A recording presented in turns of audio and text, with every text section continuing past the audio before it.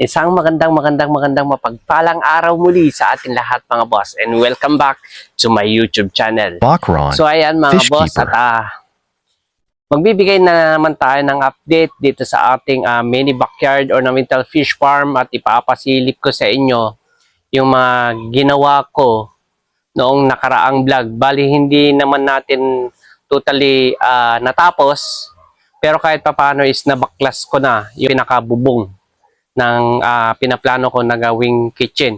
Bali, ang gagawin ko pala dito, mga boss, kasi pangsamantala lang naman tong kitchen na to, is para lang may magamit tayo dito sa ating backyard fish farm, is ang gagamitin kong materials dito is mga bamboo.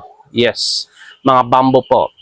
At hindi lang po yun, magbibigay din tayo ng update sa ating mga betta fish. Kung nakikita nyo mga boss is yung huli ko kasi na vlog, mga boss, kung nakita nyo, pagpasensyaan nyo na. Kasi yung mga betta fish natin doon sa mga garapon na nakalagay is sobrang dumi. At ang daming lumot, saka hindi lang po yun. Nangangamoy na po yung kanilang tubig.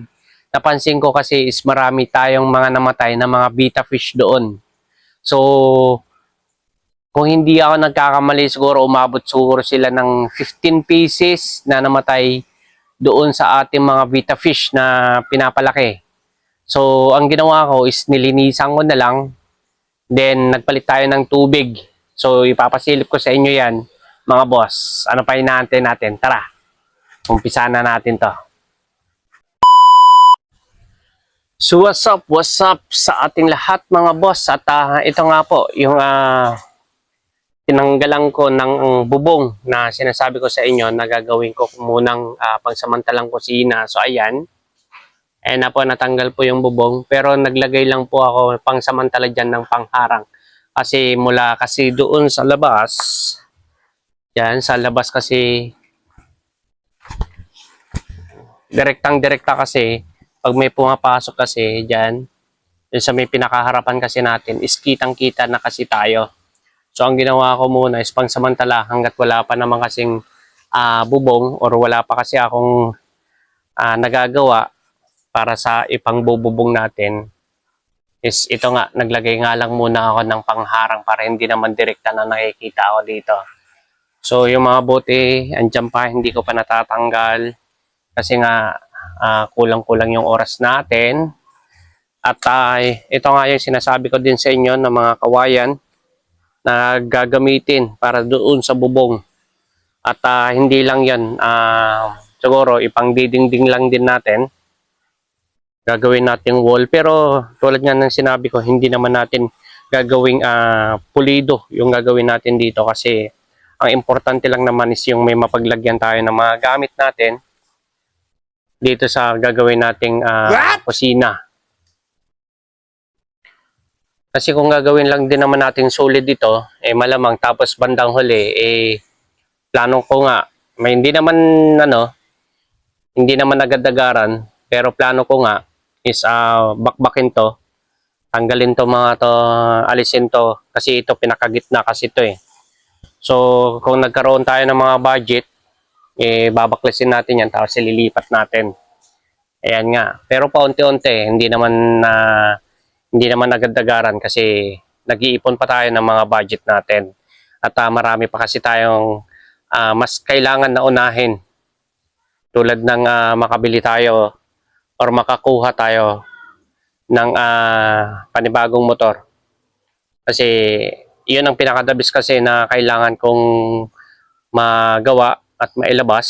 Kailangan makapaglabas tayo ng panibagong motor para nang sa ganun is maumpisa na natin yung rolling fish cart natin para sa mga ornamental fish natin. So, punta naman tayo sa mga betta fish natin. So, bali ito naman yung mga betta fish natin. Ayan, mayroon tayong Dumbo Air dito na flat white.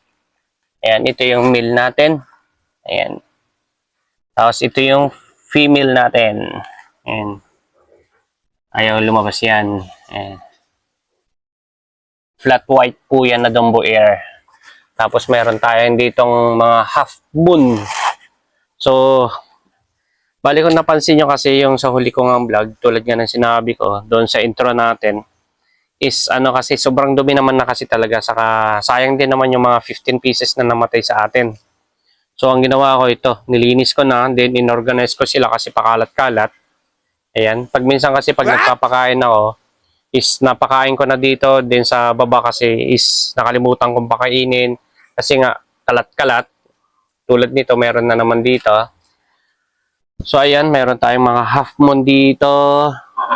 May mga plakat tayo dito na mga betta fish. Kung titignan nyo is napakalinis naman na kumpara doon sa dati. Ayan. At meron pa rin tayong crown tail dito. So ipapakita ko sa inyo kung gaano kaganda yung half moon natin katulad nito.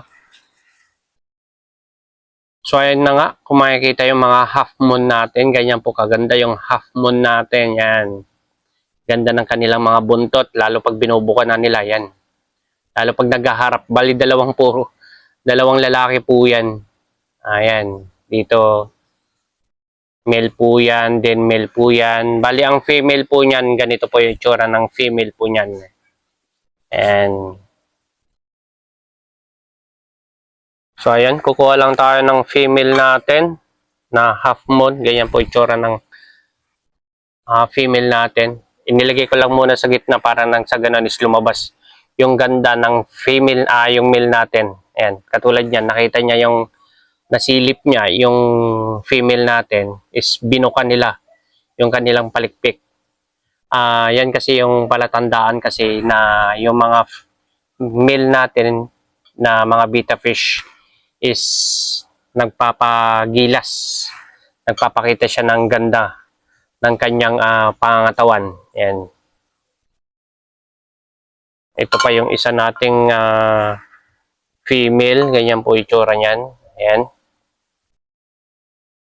So, bali yung mga iba, nandito naman. Yung purple, half black purple tail natin. Ganon din dito. Half back blue tail. Yung mga ganyan. Ayan. Tapos, meron pa tayo ditong mga, yan nga, crown tail. Yan yung pa yung mga iba. So, madami-dami pa to kahit papaano. Pero yun nga lang, sayang yung 15 pieces din natin na namatay. So, kung makikita nyo mga boss, bali yung mga nandito kasi, ito kasi is nandito kasi to. So, ang ginawa ko, nung nilinis ko itong mga betta fish natin, ang ginawa ko itong mga 5 gallons natin, i-transfer natin dito kasi bakante rin naman na to. So, nagkaroon tayo ng space dito. Tapos, dito ka na nilagay, inorganize ka na dito, itong mga ano natin, mga isda natin, tulad yan. So, yung iba lagyan na nga lang natin dito at hindi magkakasya talaga. So, ayan. Ayan natin muna dyan. Ito. Yan muna. Para kahit pa paano, pagpasensyaan nyo na to. Kasi karamihan na ganito, ilan ba to? Is ganito yung pagkakaputol. Bali, ang nangyari dito is, hindi naman tayo yung gumawa nito. Bali, pinamigay lang to. Binigay lang to sa atin ng pamangkin natin. So, ayan. Shout out kay Renz na nagbigay ng buti na to. Pero, siyempre, iniingat-ingatan ko pa rin. I mean, nag-iingat pa rin tayo kasi kahit papano, maano pa rin to. Matalim tong mga to. So, ginagawa ko, nilalagay ko na lang sila sa likod para hindi basta-basta na masasagi pag nandito sa harapan. So, ayan. Kung makikita nyo, ipapasilip ko lang ulit. So, ayan nga, kung nakikita nyo mga boss, ito, pinaplano ko kasi to na tanggalin na rin dito. Kasi para nang sa ganun, itong mga isda kasi natin, kailangan makapagparami talaga kasi sila. So, ililipat ko sila sa container. Maya-maya ipapakita ko kung saan ko sila ililipat. Tapos, ito baka dito na lang muna siguro to. Or ilalagay natin dito sa taas.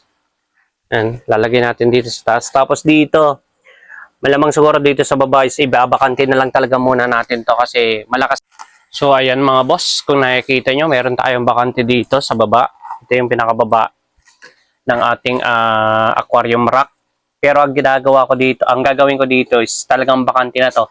Kasi pag naglalagay tayo ng aquarium dito, ang nangyayari, Pinaka-front po sila ng alikabok kasi mahangin dito sa area natin. Kaya sobrang alikabok, lahat na pupunta dito sa mga aquarium lang natin. Mas mabilis dumumi yung aquarium natin, yung tubig, at pati, hindi lang yan, pati yung pinakasalamin. So ipapakita ko kung saan natin ilalagay itong mga to. Ita-transfer natin para mas mabilis silang dumami at manganak ng manganak at maging massive breeding na lang sila mga boss. So bali dito ko ita-transfer yung mga yung mga sinasabi ko ng mga aquarium para lahat yung mga yan is maging bakante na. Buong rack is bakante na, wala ng mga masyadong laman ng mga isda natin doon. At dito ang gagawin ko na lang siguro sa mga karga nito, yung mga isda nito is ikakal natin yung mga iba. Hanapin natin yung iba, then i-transfer natin sa mas maliit na lagayan itong mga to. Yung mga to, yan. Ita-transfer natin yung mga laman yan sa mas maliit na container para dito silang mga anak ng mas marami at mas mabilis silang makapagparami talaga. So ayan mga boss, hanggang dito na lang muli ang aking update na may bibigay sa inyo ngayon, at sana sa susunod ay sa susunod na vlog ko is mabago na natin tong mga isda na to at may transfer ko na. Kaya maraming salamat sa mga subscribers natin dyan at sa mga hindi nagsasawa na abangan yung mga vlog ko. Maraming salamat sa inyo at hanggang sa muli, ako'y muling magsasabi sa inyo ng mabuhay kayo hanggat gusto nyo. Paalam!